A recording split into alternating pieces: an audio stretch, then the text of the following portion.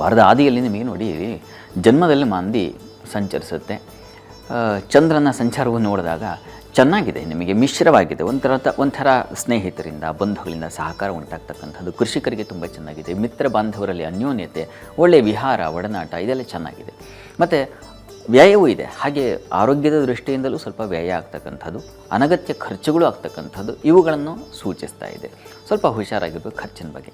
ಒಳ್ಳೆ ಹಾಗೆ ಚಂದ್ರನ ಬಲ ಚೆನ್ನಾಗಿದ್ದಾಗ ಹಣ್ಣು, ಹೂವು, ಹಾಲು, ಹೈನು, ಡೈರಿ ಪ್ರಾಡಕ್ಟ್ ಅಂತ ಏನಂತೀವಿ ಅವುಗಳಿಗೆ ಸಂಬಂಧಿಸಿರ್ತಕ್ಕಂಥ ಎಲ್ಲ ಕ್ಷೇತ್ರಗಳು. ಒಂದು ಹಾಲು ಅಂತಂದರೆ ಅಲ್ಲಿ ಹಸುವಿನಿಂದ ಶುರುವಾಗುತ್ತೆ, ಹಸು ಸಾಕಾಣೆಯಿಂದ ಶುರುವಾಗುತ್ತೆ, ಅದು ಡೈರಿ ಬಂದು ಮನೆ ಮನೆಗೆ ತಲುಪಿಸುವವರೆಗೆ ಆ ಎಲ್ಲ ಕ್ಷೇತ್ರದವ್ರಿಗೂ ಅನುಕೂಲವೇ ಇದೆ ಅಂತ ಅರ್ಥ. ಹೀಗಾಗಿ ತುಂಬ ಚೆನ್ನಾಗಿದೆ.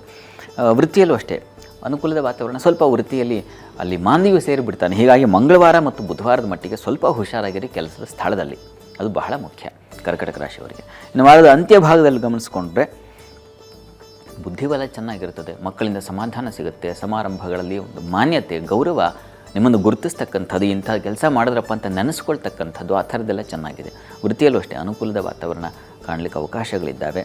ಮೀಟಿಂಗ್ಗಳಲ್ಲಿ ನಿಮ್ಮದೇ ಗೆಲುವು ಇರ್ತದೆ, ಚೆನ್ನಾಗಿರ್ತದೆ. ತಂದೆ ಮಕ್ಕಳು ಸ್ವಲ್ಪ ಕಿರಿಗ, ಅದು ಶನಿವಾರದ ಮಟ್ಟಿಗೆ. ಆ ಕೊನೆಯ ಫಲ ಇದೆಯಲ್ಲ ಅದು ಶುಕ್ರವಾರ ಶನಿವಾರದಲ್ಲಿ ಸ್ವಲ್ಪ ಮಟ್ಟಿಗೆ ಮನಸ್ತಾಪಗಳು ಬರೋ ಸಾಧ್ಯತೆ ಇರುತ್ತೆ. ಅದಕ್ಕೆ ನೋಡೋಣ, ಈಶ್ವರ ಸನ್ನಿಧಾನದಲ್ಲಿ ಎಲ್ಲ ಇಡೀ ವಾರದಲ್ಲಿ ಹೆಚ್ಚಿನ ಪಾಲು ಚೆನ್ನಾಗೇ ಇದೆ.